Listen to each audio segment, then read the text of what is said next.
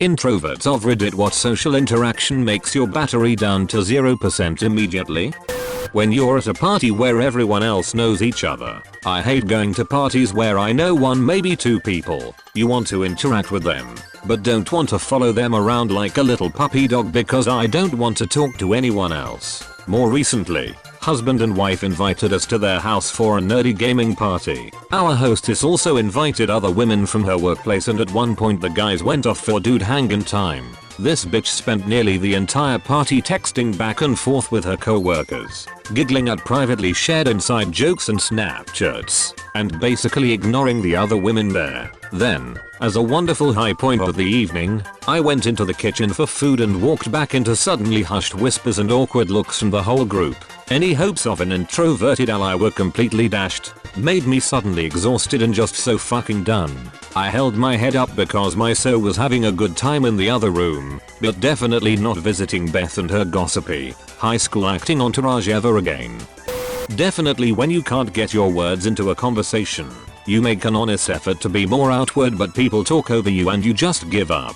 Especially when you actually have something to contribute in that 30-minute conversation that has gone by, but everyone won't shut up, so you wait patiently for your turn, but you sit inwardly crying because they've changed topics twice now and there's no way to go back and say your piece that might have actually made you interesting.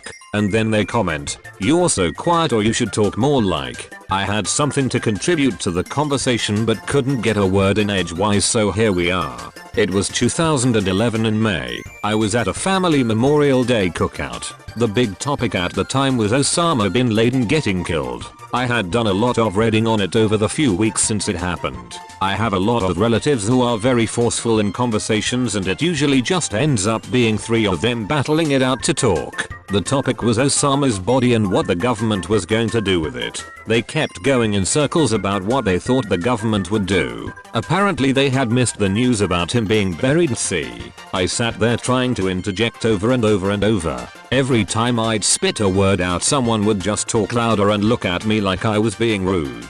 Eventually one of the three says, "Husband, did you have something you wanted to say?" I was stunned and got ready for my moment to shine. Well, I saw on the news the person number 2 just starts ranting. I hope it wasn't Fox News. That shit is biased. You know, one time, insert 3-minute story about children selling lemonade to prisoners or something unrelated. I gave up that day on spreading my knowledge. Thanksgiving comes around and I was still pissed about not saying my Osama fact. I kept waiting for the conversation to somehow switch to terrorism or something. Never happened. I finally got a moment to speak and said, "Hey, so remember that leader of the Tau?" Uncle immediately shouts, "Who's talking about tartans? The Scots have such a beautiful language. Did you know that Braveheart was actually based on a true story?" I just left the room. For 4 years I kept trying to guide any convo back to Osama's raid. It became kind of a game. Kind of a rage-inducing matter of principle. Sometimes my grandma would speak up and say, "Don't bring up those terrorists. We should not be even giving them our thoughts. They don't deserve it. Let's talk about nice things like Rudolph or Santa. It's Christmas, for Pete's sake." Sometimes one of the loudmouths would hear half a word and get triggered on something unrelated. I originally received a culinary degree but went back to get an accounting degree after not liking culinary as a career. It was 2017, 6 years after Osama's raid.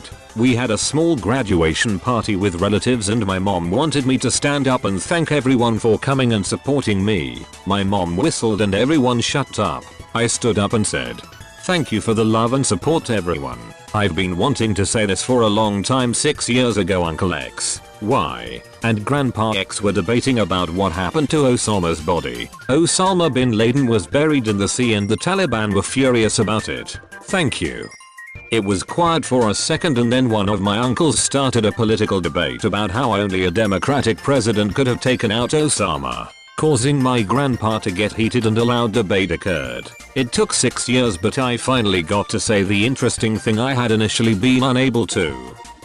Edit. Just to address some comments. By the time my graduation came around, it was mostly a principal thing. 26 years of family events in which I had been unable to get any words in edgewise had eroded all patience. At that first Thanksgiving after the Memorial Day party, I legitimately just wanted to see if they had eventually found out what had happened. When I still couldn't get a word in edgewise, I got annoyed and decided to see how long it would take till I could actually say it. At that point it became kind of a personal running gag in my mind, combined with years of anger at them refusing to just let anyone else talk. Going along to an event is a +1 and having to make small talk with all my friends. Perfect opportunity to step out for a smoke. Sometimes I miss smoking just for the easy escape it provided. Let's go around the room and everyone say a little something about themselves. Now everyone get into groups of 2. Looks around room. Everyone has somehow already partnered up in 10 milliseconds flat. Running into an old friend you've grown distant from. Like, do we acknowledge each other and have a full-on conversation, or do we just do the head nod and move on?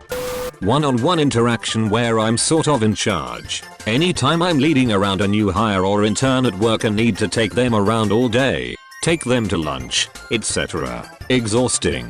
Being on point and being responsible for another person's experience of their day is just so much pressure. That's it for me. 2. New trainee day is the worst. There's a stranger. I have to interact with them one-on-one all freaking day.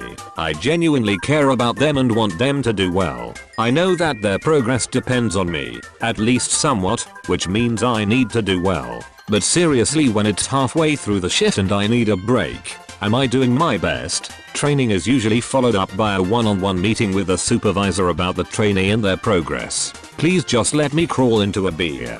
I like helping new hires, but for people who are brand new in my field, there's a phase where they start doing things on their own for the first time, but they're scared to mess something up, so they ask a million questions. Which is fine.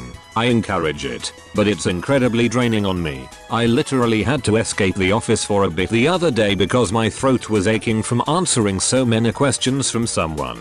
Almost took a nap in my car when I left work that day. It's kinda weird to think talking is more exhausting than anything else I do at work. Office team buildings. Any employment related fun. That's mandatory fun, mister. While it's completely voluntary, you still better have your ass there. From an introvert who delivers these sort of team building exercises. Don't worry, the other side is just as draining. Anything after work. Work is draining enough. I don't understand how people make plans after work. School. I run home to eat and sleep. What? You mean you don't want to go get a beer with the dozen people you've been staring at all day long? And have been fantasizing about stabbing in their eyes with scissors for half that time, during your free time? Well, why the fuck not? Why are you shy? Why don't you talk? You don't say much, do you? Are you not happy today? OMGIDKY. But hearing you don't say much, do you, from someone is so freaking condescending to me. I hate that. Like, excuse me? And, you don't shut the fuck up for once. Do you? You ever met someone who feels like every second of silence needs to be filled with small talk? I don't have much to say because nothing needs to be said, Jim. Maybe stop talking to people who you feel you have to force a conversation with. Mess. Unexpected people at a gathering, or many people coming and going. My in-laws seem to always have lots of random people living with them, and you truly never know who's going to be at their house until you walk in the door. I can't prepare myself if I don't know how many which people I can expect to see. My mill also tends to bring random people with her when invited over. Well, they were at the house when we left and they wanted to come too. I hate having unexpected strangers in my house. It instantly takes away the feeling of it being my safe zone. Probably not surprising that I don't invite my in-laws over very often, and it's extremely rare that I go to their house.